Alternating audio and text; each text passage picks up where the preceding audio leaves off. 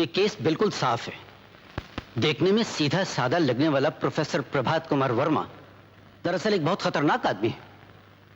ये दिन में बच्चों को हिंदी और संस्कृत पढ़ाता और रात में पिस्तौल लेकर ऐसे निकल पड़ता जैसे शैतान बच्चे गुलेल लेकर चिड़िया मारने निकल पड़ते हैं और जब जैसे चाहते हैं मार डालते हैं। प्रभात वर्मा को आज कर रॉबिन हुड बनने का शौक था।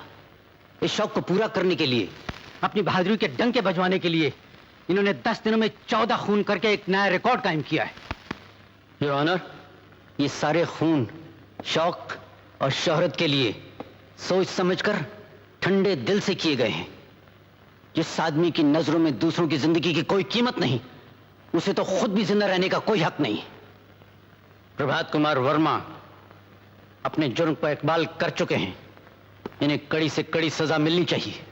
क्या आप अपने जुर्म का इकबाल करते हैं? जी हाँ। योर ऑनर, माफी चाहती हूँ, मगर जब से अदालतें बनी हैं तब से हर मुल्जिम से यही सवाल पूछा जाता है जिसका कोई मतलब नहीं, जो नहीं पूछा जाना चाहिए। क्यों? क्योंकि अगर प्रोफेसर प्रभात वर्मा आपसे ये कहें कि उन्होंने कोई जुर्म नहीं किया तो क्या आप उनकी बात मानकर उन्हें छोड़ देंगे? योर ऑनर, अदालत के इस कटहरे में प्रोफेसर प्रभात वर्मा इसलिए खड़े हैं कि असलियत का पता लगाया जा सके, यह साबित किया जा सके कि ये अपराधी हैं या नहीं। और सरकारी वकील साहब ने अभी तक कोई भी ऐसा गवाह या सबूत पेश नहीं किया है जिससे यह साबित हो सके कि प्रोफेसर प्रभात वर्मा ने एक भी खून किया है। योर ऑनर, ये शख्स इतना चालाक है कि इसने आज तक कोई सबूत छोड़ा ही नहीं। ऐसा आतंक फैला रखा है कि शरीफ तो शरीफ, गुंडे तक इसके नाम से कांपते हैं। जिस किसी ने इसे गोली चलाते देखा वो जिंदा नहीं बचा, और जो 2-4 बच गए हैं वो इसे पहचानने से इनकार करते हैं, डरते हैं। जिस आदमी को कोई पहचानता नहीं, जिसका पता शक्ल कुछ मालूम नहीं, जिस पर किसी को शक तक नहीं, वो आदमी अपने आप को कानून के हवाले करता है, अपनी मर्जी से इस कटहरे में आकर खड़ा हो जाता है। योर ऑनर, अगर प्रोफेसर वर्मा से कुछ पूछना है तो ये पूछिए कि ये इस कटहरे में आकर क्यों खड़े हुए, इन्होंने अपने आप को कानून के हवाले क्यों किया। Please your honour. क्या आप इस सवाल का जवाब देना चाहेंगे? जज साहब, मैंने अपने आप को कानून के हवाले इसलिए किया है कि मेरी लड़ाई एक आदमी की जिंदगी और मौत की लड़ाई नहीं है। सवाल यह नहीं है कि मुझे सजा होगी या नहीं, सवाल यह है कि हमारे देश के लोग आराम से जिंदा रह सकेंगे या नहीं। आज इस देश में क्या हो रहा है? कानून कहां है? लॉ एंड ऑर्डर कहां है? जहां देखो वहां गुंडों का राज है, अराजकता है, बलात्कार ही बलात्कार है, कभी किसी अबला का, कभी सारे समाज का। गली गली में इंसानियत का खून हो रहा है, हमारी आजादी का खून हो रहा है, और हम चुपचाप खड़े देखते रहते हैं। पुलिस कुछ करना नहीं चाहती, कानून कुछ कर नहीं पा रहा, इसलिए मुझे पिस्तौल उठानी पड़ी। मगर एक जुर्म को हटाने के लिए दूसरे जुर्म का सहारा तो नहीं लिया जा सकता। अगर पुलिस की गोली से कोई अपराधी मारा जाए तो उसे जुर्म नहीं कहा जाता जज साहब। पुलिस पर मुकदमा नहीं चलाया जाता। मैंने वही किया जो पुलिस को करना चाहिए था और उसने नहीं किया। कानून शिकनी के बढ़ते हुए तूफान को रोकने के लिए मैंने एक और तूफान का सहारा लिया। आज अगर इस शहर में अमन और शांति है, लोग आजादी से चल फिर रहे हैं, तो इसकी वजह वो तूफान है, वो डर है। मैं मानता हूं कि मैंने खून किए हैं, लेकिन दोष मेरा नहीं है, दोष कानून का है। आज इस कटहरे में मुझे नहीं, कानून को होना चाहिए था। लेकिन कानून को कैसे बुलाया जा सकता है? बुलाया जा सकता है योर ऑनर। मैं इस अदालत में कानून को पेश करने की इजाजत चाहती हूं। मैं समझा नहीं। मैं जस्टिस वीवी देशमुख को इस अदालत में एक गवाह के रूप में पेश करना चाहती हूं। यह नहीं हो सकता। एक जज को अदालत के कटहरे में खड़ा नहीं किया जा सकता। India is a democratic country. हमारे देश में कानून की हिफाजत के लिए प्रधानमंत्री को भी बुलाया जा सकता है। मगर जस्टिस देशमुख का इस केस से क्या ताल्लुक है? बहुत गहरा ताल्लुक है योर ऑनर। ऐसा होता तो नहीं है। फिर भी जस्टिस देशमुख को अगर कोई एतराज ना हो तो मैं जो कुछ कहूंगा सच कहूंगा, सच के सिवा कुछ नहीं कहूंगा।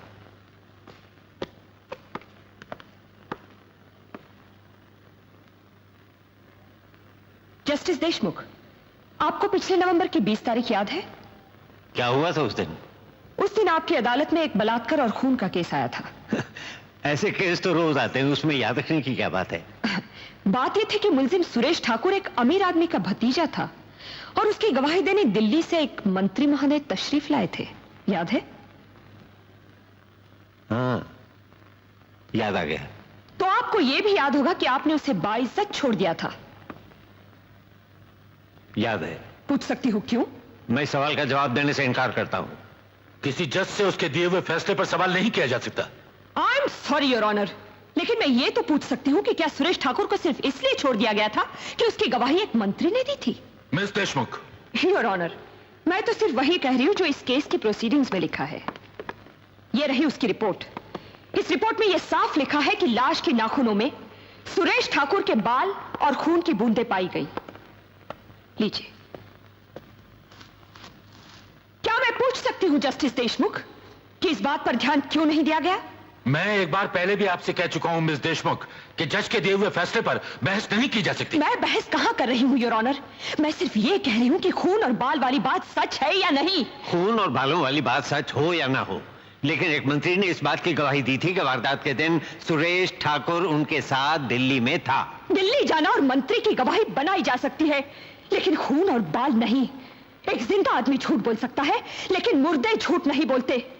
योर ऑनर, उस लड़की की लाश पुकार पुकार कर कह रही थी कि सुरेश ठाकुर ने उसका बलात्कार किया है, उसकी हत्या की है, लेकिन उसके बाद भी उस लाश की सच को नजरअंदाज कर एक मंत्री के झूठ को सच मान लिया गया।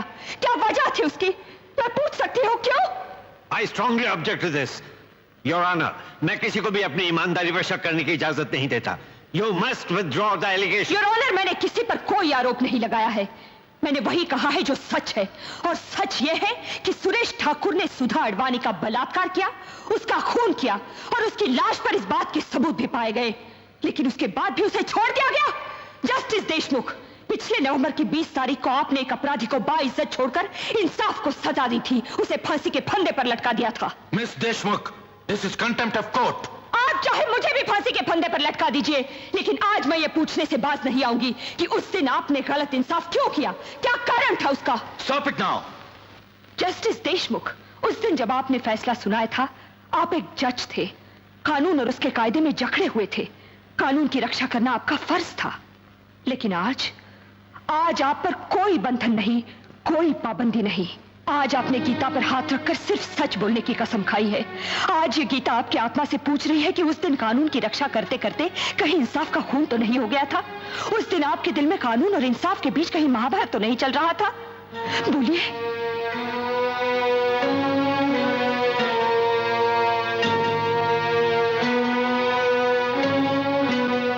एक जज के दिल में ये महाभारत हमेशा होती रहती है, और कभी कभी वो कानून को बचाते बचाते इंसाफ को नहीं बचा पाता।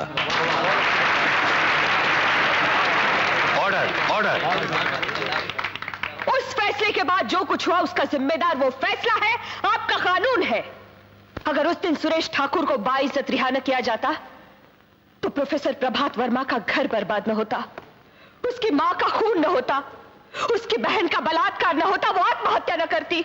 योर ऑनर, उस दिन अगर सुरेश ठाकुर जैसे भयानक जानवर को इस शहर में खुला न छोड़ दिया जाता तो प्रोफेसर प्रभात कुमार वर्मा जैसे शरीफ आदमी को, एक कवि को हाथ में पिस्तौल उठाकर खूनी न बनना पड़ता। ऐसा हुआ था तो प्रभात कुमार ने पुलिस को क्यों नहीं बताया? बताने से क्या होता? फिर कोई मंत्री आकर गवाही देता कि वो बंबई में नहीं दिल्ली में था, या कोई सरकारी डॉक्टर आके साबित कर देता कि सुरेश ठाकुर अपने 5 साथियों के साथ किसी अस्पताल में बेहोश पड़ा अपना इलाज कर रहा था, और जो अस्पताल में है वो प्रोफेसर के घर कैसे हो सकता है? मिस देशमुख, क्या आप ये कहना चाहती हैं कि जिस आदमी को एक बार इंसाफ ना मिले वो दूसरी बार कानून के पास आने के बजाय कानून को अपने हाथों में ले ले, एक पिस्तौल लेकर निकल पड़े और जब चाहे जिसका चाहे खून कर दे? योर ऑनर, प्रभात कुमार ने खून नहीं किए हैं, गुंडों को सजा दी है, इंसाफ किया है, एक जज का अधूरा काम पूरा किया है। अगर लोग इसी तरह हाथों में पिस्तौल लेकर जज बनने लगे तो गली गली में रॉबिन हुड पैदा हो जाएंगे, हर तरफ लोग खून की होली खेलते हुए नजर आएंगे, और कोई भी सरकार, कोई भी समाज इस बात की इजाजत नहीं देता कि गुंडागरी को एक और गुंडागरी से रोका जाए। मिस देशमुख, कानून हाथ में लेना जुर्म है और उस जुर्म की सजा जरूर मिलनी चाहिए। मैं भी तो यही कहता हूं, जज साहब की सजा जरूर मिलनी चाहिए। इसीलिए तो मैंने अपने आप को कानून के हवाले किया है। मैंने अपना फर्ज पूरा किया है, कानून अपना फर्ज पूरा करे। इसके लिए कानून को अगर मेरी जान की जरूरत है तो वह हाजिर है। फांसी का फंदा मैं खुद अपने गले में डाल लूंगा। बस एक प्रार्थना है आपसे, बड़ी तपस्या और बलिदान के बाद हमारे इस देश को आजादी मिली है। ऐसा कुछ कीजिए कि इस आजादी को हमसे कोई छीनने ना पाए, कोई गुंडा इसका बलात्कार ना कर सके, आने वाली संतानें अपने आजाद देश में आजादी की सांस ले सके, बिना डर के जिंदा रह सके। और कानून को इतना मजबूत बना दीजिए कि फिर कभी किसी प्रभात को पिस्तौल का सहारा न लेना पड़े। इसके बदले मौत भी मिलेगी तो प्रसाद होगी, भारत माता का आशीर्वाद होगा।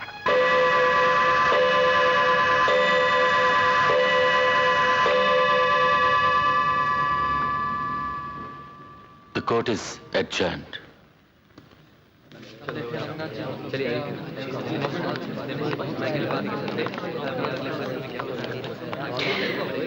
I'm sorry, पापा। इसमें सॉरी की क्या बात है? तुम्हारी बदौलत मेरे दिल से बहुत बड़ा बोझ उतर गया है। मुझे तुम पे नाज है।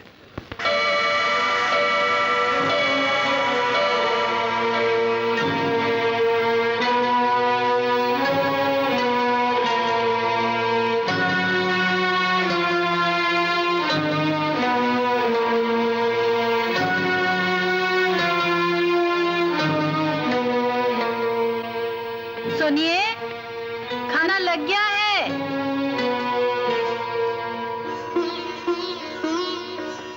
Hello daddy.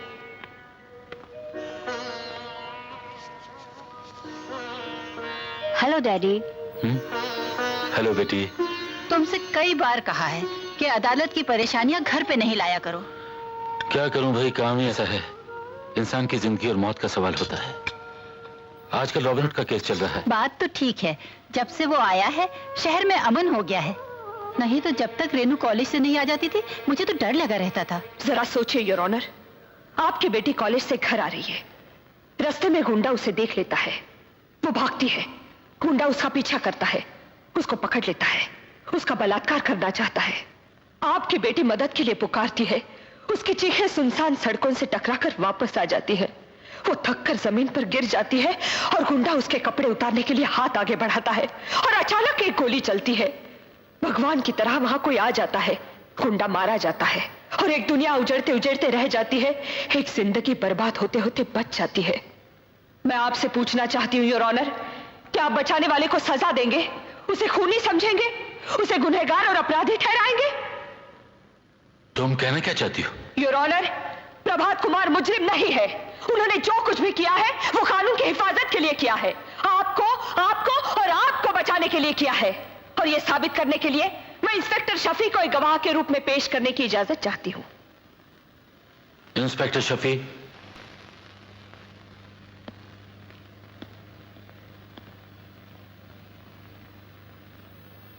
मैं कसम खाकर कहता हूं, जो कहूंगा सच कहूंगा, सच के सिवाय कुछ नहीं कहूंगा। जब आपको कमिश्नर साहब ने बुलाया और रॉबिनहुड का पता लगाकर उसे गिरफ्तार करने का हुक्म दिया, तब आपने क्या कहा? मैंने यही कहा कि रॉबिनहुड तो पुलिस का काम कर रहा है और पुलिस से अच्छा काम कर रहा है। जो काम हम पिछले 25 वर्षों में नहीं कर पाए वो उसने 10 दिन में करके दिखाया। कैसे, क्या किया उन्होंने? इन्होंने गुंडों के दिलों में डर, दहशत पैदा कर दी है। आज शहर में अपराध कम हो रहे हैं, क्राइम रेट गिर गया है, हर आदमी सुकून और शांति की नींद सो सकता है आज। जब आप प्रभात कुमार को गिरफ्तार करने गए तो क्या वो भाग खड़े हुए? जी नहीं, बल्कि मैंने इनसे कहा यह शहर छोड़कर भाग जाइए। इन्होंने भागने से इनकार किया और कहा समाज में सारी गड़बड़ियां सिर्फ इसलिए चल रही हैं कि पुलिस अपना फर्ज पूरा नहीं कर रही, कानून अपना फर्ज पूरा नहीं कर रहा। मैं अपने आप को कानून के हवाले करता हूं, जिससे कि मेरी आवाज अदालत के जरिए लोगों तक पहुंच सके और मैं बता सकूं कि मेरी पिस्तौल से निकली गोली का काम सिर्फ अपराधियों को मारना ही नहीं, कानून को जगाना भी था। मैंने अपना फर्ज पूरा किया है, आप अपना फर्ज पूरा कीजिए। और यह कहकर प्रभात कुमार ने अपने आप को पुलिस के हवाले कर दिया। आपने प्रभात कुमार को भाग जाने के लिए क्यों कहा? योर ऑनर, प्रभात कुमार ने रॉबिनहुड बनकर गुंडों के दिलों में जो डर, जो आतंक पैदा कर दिया था, मैं उस डर को जिंदा रखना चाहता था। उस रॉबिनहुड को जिंदा रखना चाहता था जो लोगों की रक्षा करता रहा। इंस्पेक्टर शफी, हालात कुछ भी रहे हों, आपको अपना फर्ज अदा करना चाहिए और आपका फर्ज खूनी को पकड़ना है, उसका इंसाफ करना या उसे छोड़ देना नहीं। इस गलती के लिए आपको सस्पेंड कर देना चाहिए ताकि दूसरे अफसर से नसीहत लें और कभी ऐसी गलती ना करें। Thank you. Your honour, inspector Shafi ने और एक गलती की है, सच बोलने की गलती, यह बताने की गलती कि उन्होंने प्रभात कुमार को भाग जाने की सलाह दी। प्रभात कुमार ने भी यही गलती की थी, सच बोलने की गलती, अपने आप को कानून के हवाले करने की गलती, जबकि अदालत के पास इनके खिलाफ कोई सबूत नहीं था, कोई गवाह नहीं था। मिस रजनी, इससे बड़ा सबूत और क्या हो सकता है कि प्रभात कुमार ने भरी अदालत में यह बयान दिया है कि वो सारे खून इन्होंने किए हैं। अगर अदालत में दिया हुआ बयान ही सब कुछ है, तो मैं इस गीता पर हाथ रखकर बयान देने के लिए तैयार हूं कि ये सारे खून मैंने किए हैं। तो क्या प्रभात कुमार को छोड़ देंगे और मुझे सजा देंगे? काश ऐसा हो सकता, लेकिन मैं ये झूठ भी नहीं बोल सकती, क्योंकि इस कटहरे में खड़ा हुआ एक सच्चा इंसान अपने बचाव के लिए किसी भी झूठ का सहारा नहीं लेना चाहता। जज साहब, जरा गौर से देखिए, ये वही सीधा साधा प्रोफेसर है जो इलाहाबाद से बंबई आता है, यहां की गुंडागर्दी देखकर घबरा जाता है, पुलिस के पास जाता है, कोई मदद नहीं मिलती। एक मालदार गुंडा एक शरीफ लड़की का बलात्कार करता है, उसकी हत्या कर देता है। प्रभात कुमार कानून का दरवाजा खटखटाता है, दरवाजा खुलता है, लेकिन वहां झूठी गवाही की जीत होती है, सच हार जाता है। कानून का फैसला गुंडों को शाबाशी देकर उनकी हिम्मत बढ़ाता है। नतीजा, वही गुंडा, एक करोड़पति स्मगलर का भतीजा, उस प्रोफेसर को सबक सिखाने के लिए 5 और गुंडों को लेकर उसके घर पहुंच जाता है, और उसके बाद एक बेटे की आंखों के सामने उसकी मां की हत्या कर दी जाती है। एक एक करके 6 गुंडे उसकी बहन का बलात्कार करते हैं। वो मासूम भैया भैया पुकारती रहती है, लेकिन रस्सियों में बंधा हुआ भैया कुछ नहीं कर पाता, कुछ नहीं। वो शर्म से ऊपर से कूदकर अपनी जान दे देती है, और उसका छोटा सा घर शमशान बन जाता है। और ये सब सिर्फ इसलिए कि प्रभात कुमार ने गुंडों की शिकायत की थी, कानून का दरवाजा खटखटाया था। पुलिस और कानून की मदद मांगने की इतनी बड़ी सजा। कानून तो सिर्फ एक बार फांसी देता है, लेकिन उस रोज 6 गुंडों ने इन्हें बार बार फांसी के फंदे पर लटकाया था। कुर्सी से बंधे उस खिलौनी करतूत को देखने की सजा हजारों सालों की जेल से कहीं ज्यादा थी। उस सजा के बाद प्रभात कुमार जीना भूल गया, हंसना भूल गया, रोना भूल गया, प्यार करना भूल गया। मैं पूछती हूँ, दुनिया की कौन सी अदालत प्रभात कुमार को इससे बड़ी सजा दे सकती है? योर ऑनर, अगर आप प्रभात कुमार को कुछ देना ही चाहते हैं तो उसे उसकी मां दे दीजिए, उसकी बहन दे दीजिए, वो मुस्कुराहटें दे दीजिए जो मिट चुकी है, वो दिल दे दीजिए जो प्यार करता था। मगर आपका कानून ये सब कुछ नहीं दे सकता। अगर दे सकता है तो मौत, सिर्फ मौत।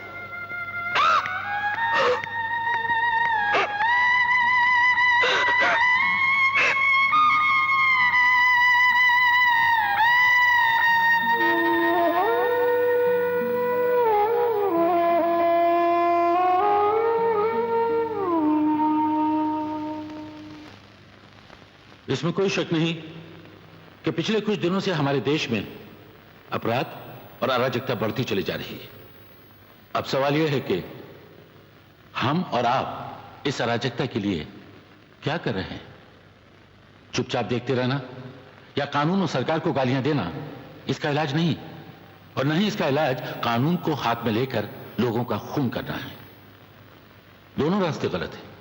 इसलिए आज जरूरत इस बात की है कि हम सब लोग साथ मिलकर अपने देश को मजबूत करें, कानून को मजबूत करें, पुलिस को मजबूत करें, जिससे हमारे देश से अपराध और अराजकता कम हो सके और हम हर एक के साथ सही इंसाफ कर सकें।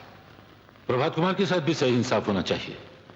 कानून का तकाजा है कि उन्होंने जो जुर्म किया उसकी सजा उन्हें मिले। इसलिए यह अदालत प्रभात कुमार को उम्र कैद की सजा देती है। लेकिन जिन हालात में ये खून हुए, उन हालात में किसी भी इंसान का मानसिक या दिमागी संतुलन बिगड़ सकता है। प्रभात कुमार के साथ भी ऐसा ही हुआ।